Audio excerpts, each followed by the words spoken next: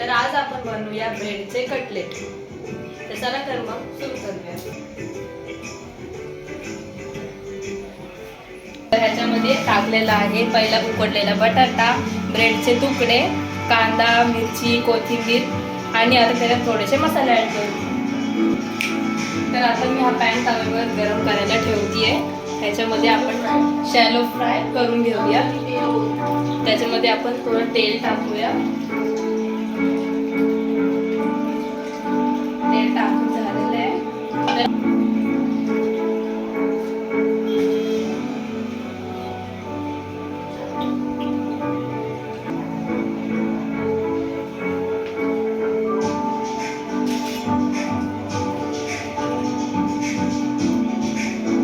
तर तेल गरम झालेलं आहे. तर आपण सगळीकडे त्याला फिरवून घेऊ.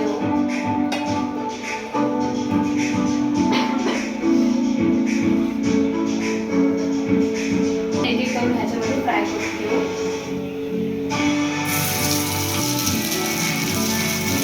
पीसेस टाकलेले आहेत फ्राय करायला.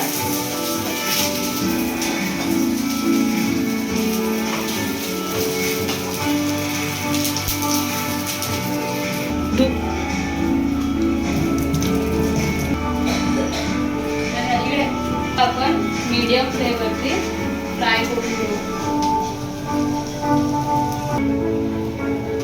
तर आता हे आपले थोडं फ्राय झालेलं दिसतंय. तर याला आपण पलटी मारून घेऊया.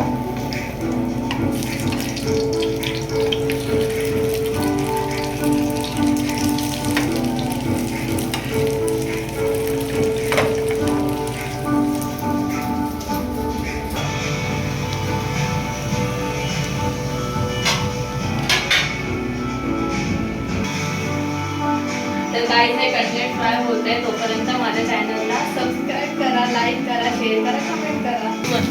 तर कटलेट आपले झालेले आहेत. ॲक्च्युली आपण ह्याला पोटॅटो फ्राय पण बोलू शकतो. तर आपण हे काढून घेऊ एका प्लेटमध्ये.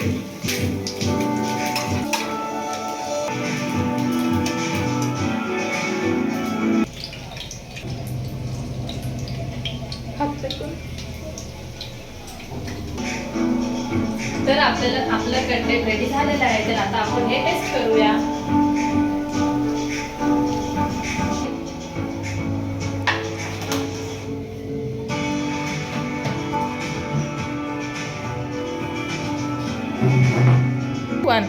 तर हे रेडी झालेलं आहे. तर आपण हे टेस्ट करूया.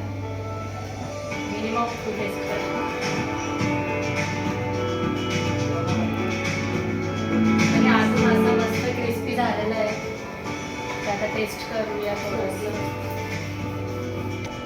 मला पण तर मी टेस्ट करून बघते कसं लागतंय.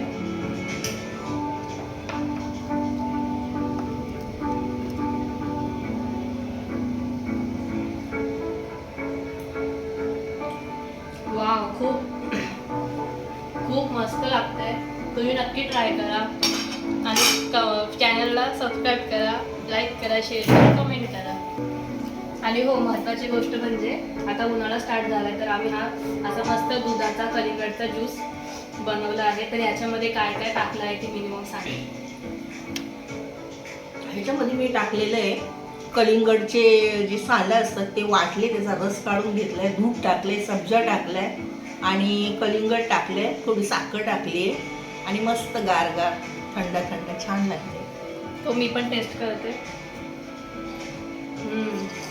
खूप टेस्टी आहे. तुम्ही पण नक्की ट्राय करा हा कलिंगडचा ज्यूस. आणि ही आजची आमची कटलेटची रेसिपी. So bye.